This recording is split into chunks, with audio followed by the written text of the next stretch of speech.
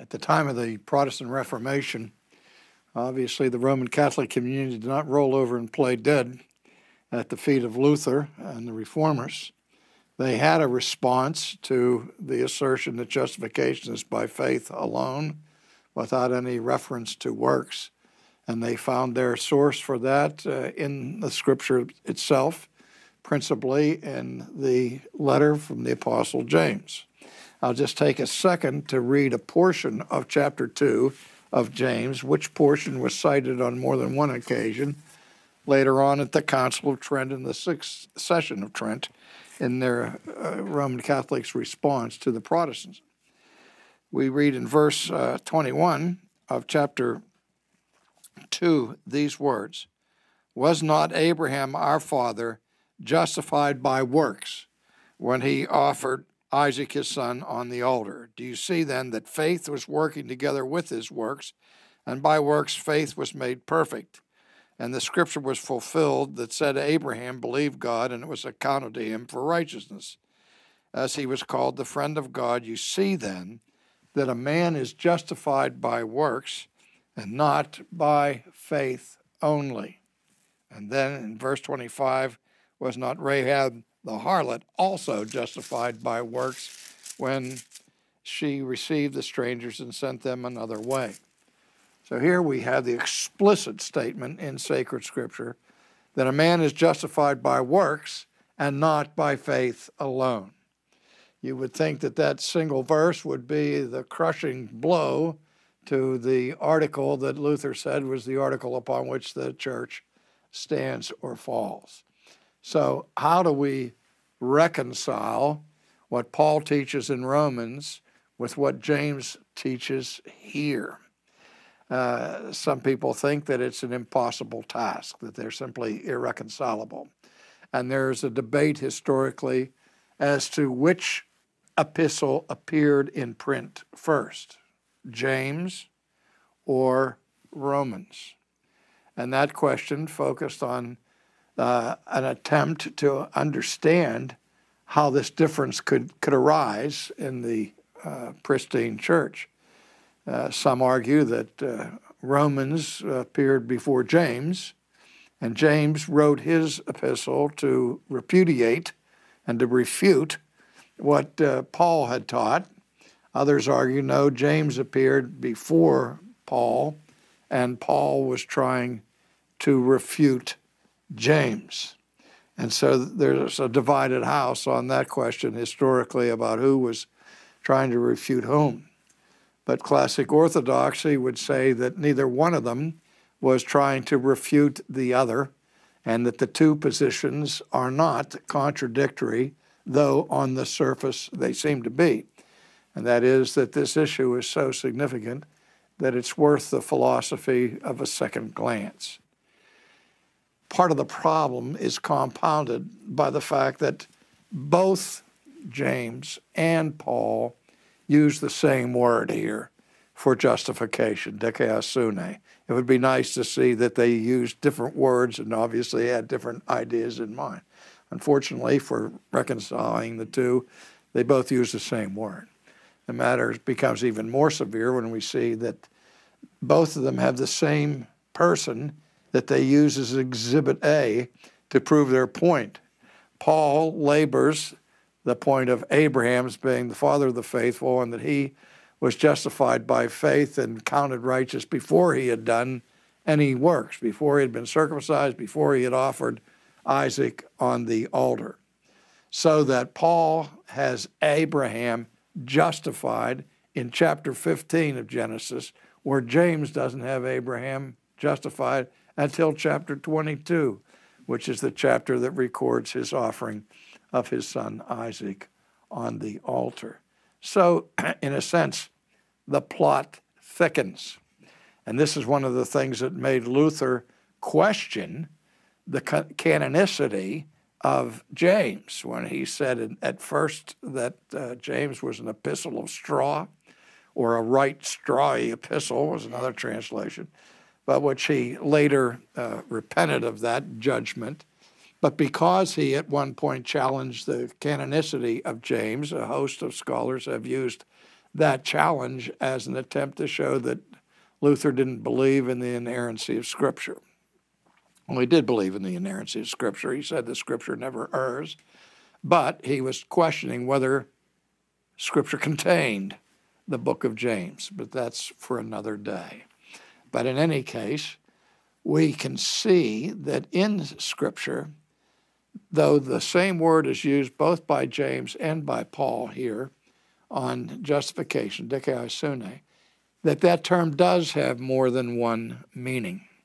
And one verse that you are familiar with, I'm sure, is that when Jesus in the gospel says that wisdom is justified by her children.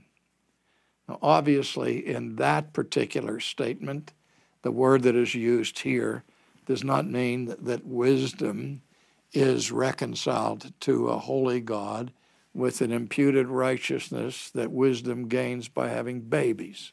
No, simply showing that that which is a claim to be wisdom is shown to be true wisdom by its fruit, which is a principle of wisdom found throughout the wisdom literature of Scripture. And by the way, many New Testament scholars would say that of those books that are considered wisdom literature in the Bible, you not only have the books in the Old Testament of Psalms and Proverbs, Ecclesiastes and Job and so on, but they would include in that list of wisdom books the book of James in the New Testament, because so many of the literary forms that you find among the wisdom books of the Old Testament are also found in James. Now, in the sense of the way in which Jesus used it by saying that wisdom is justified by her children, the meaning of the term justified there is to demonstrate or to manifest the truth of something. If I said to you that I could run a mile in less than 4 minutes, I don't expect you would believe that. You would want to see it to believe it with an accurate stopwatch in your hand. In fact, the only way I could prove to you my statement is to demonstrate it by running the mile under 4 minutes. So if I would say to you, I can run a mile under 4 minutes, unless I'm going to trick there, you would be wise not to believe my claim. In fact, if I said to you, I could run a mile, period, I don't think I would be able to justify that claim either. So there is a sense in which the word to justify is used to prove the truth of a claim. Now, when I used to teach philosophy in the university, and we would, when I would teach the history of philosophy, and we would come up to various philosophers to study their thinking, it seemed like students had to have a certain kind of mind to do well with philosophy. It was so abstract, and students would struggle. Brilliant students that were acing other courses were having trouble in philosophy. And I try to give them little hints to help them understand the work of a given philosopher. And I would say, what you want to do at the beginning is ask this question, find out the answer to this question. What problem is this philosopher trying to solve, and why? If you know why Descartes was trying to find a clear and distinct idea, you can follow his reasoning and come to an intelligible conclusion. So I want to apply that same principle to this thorny question that we have of a relationship between Paul and James. And to understand James in chapter 2, we have to ask the question, what problem is he trying to solve? What question is he trying to answer? And I think the answer to my question here begins in verse 14 of chapter 2, where James writes this: "What does it profit, my brethren, if someone says he has faith, but not have works? Can that faith save him?" So the question he's asking is, what good is it to make a profession of faith? if you don't have any works? What profit is there in that?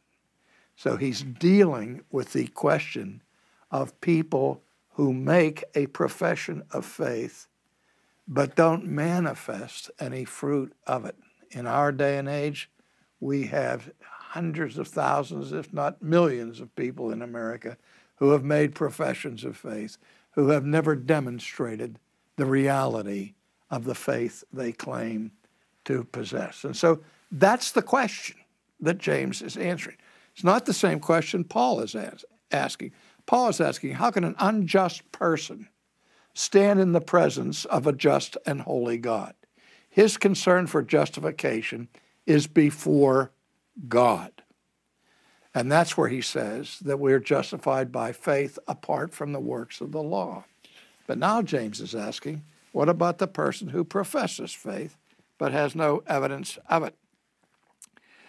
He says, if someone says he has faith but does not have works, can that faith save him? If a brother or sister be naked and destitute of daily food, and one of you says to them, depart in peace, be warmed and filled, but don't give them the things that are needed for the body, what does it profit? What good is that?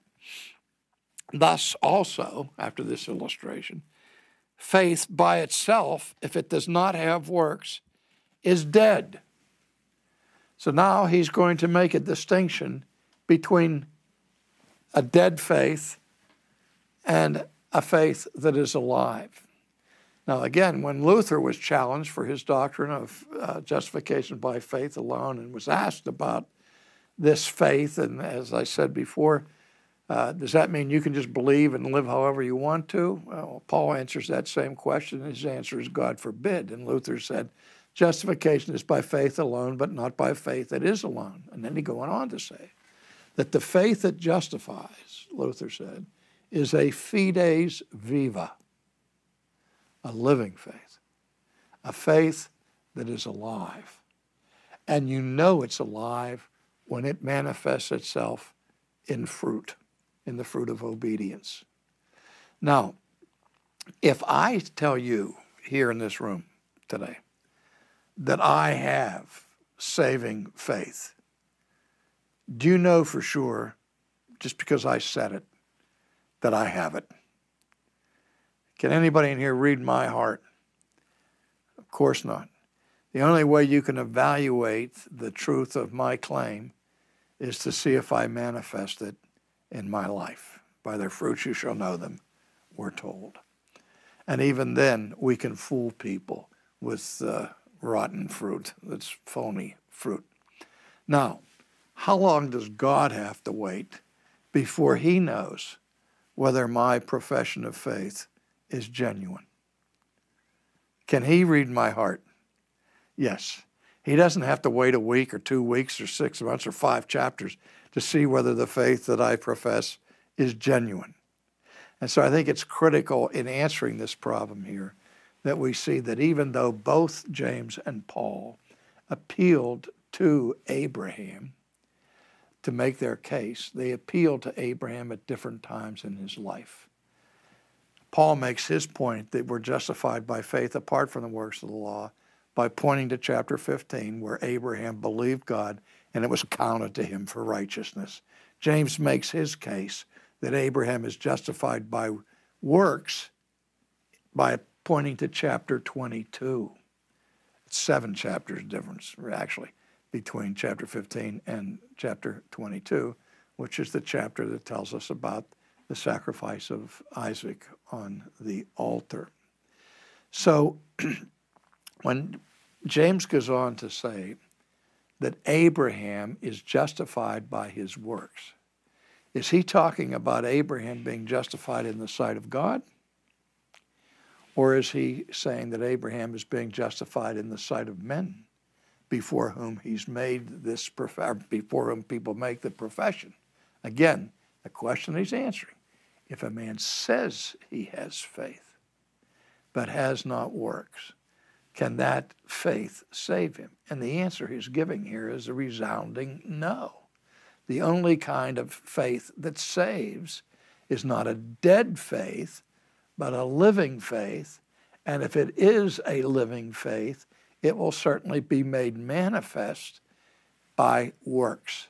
So Abraham is proving, demonstrating, authenticating his claim of faith in chapter 22.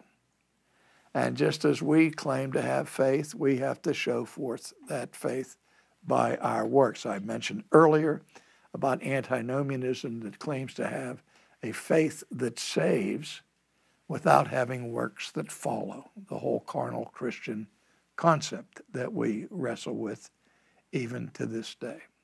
Now, I hope that that brief explanation will help you work through the problem here and understand that the men are answering two different questions using the same word and the same example, and to show that James is speaking of Abraham's being vindicated by his profession of faith with the works that follow.